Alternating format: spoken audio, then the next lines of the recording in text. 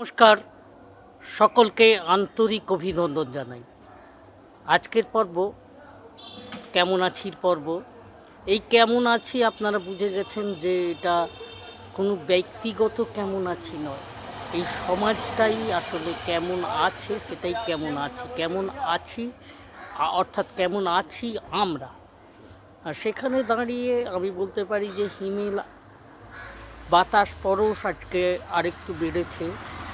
দীপাবলি প্রায় আগত। এই দীপাবলিকে কেন্দ্র করে অনেক ভালো মন্দের ঢেউ উঠবে, যেটা সমাজগতভাবে আমরা দেখব যে প্রচুর ধরনের আতশবাজি পোড়ানো হবে। তাকে কেন্দ্র করে পরিবেশ দূষণের একটা সমস্যা দেখা দিচ্ছে। এই পরিবেশ দূষণের সমস্যাটাকে এইভাবে পরিবেশ দূষণের সমস্যা না দেখে সেখানেও ধর্মগত জাতিগত বিভেদ টেনে বেশ করেছি, আরও করব ধরনের এক ধরনের প্রবণতা দেখা যাচ্ছে। আমরা যখন এই দীপাবলির বাজি পোড়ানোকে নিষিদ্ধ করতে যাচ্ছি, বলছি নিষেধ করছি, তখন একদল বলছে কই শবে বরাতের দিন তো আপনারা বলেন না। আরে শবে বরাতের দিনে বাজি পোড়ালেও যে ক্ষতি আমাদের মধ্যে হবে, আর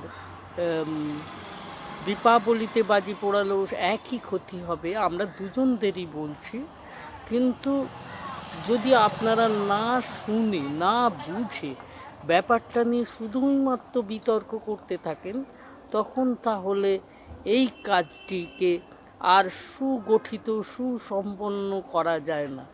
যেহেতু আমরা হিন্দুরা সংখ্যাগরিষ্ঠ হিন্দু বলে যদি বলি, তাহলে সংখ্যাগরিষ্ঠ হিন্দুদেরই এটা শিখিয়ে তুলতে হবে, বুঝিয়ে তুলতে হবে, তবে তো সংখ্যালঘিষ্ঠরা সেটা শুনবেন। এইটাই হচ্ছে মূল কথা। এই মূল কথা বলে আজকের কেমন আছি এখানেই শেষ করলাম। নমস্কার।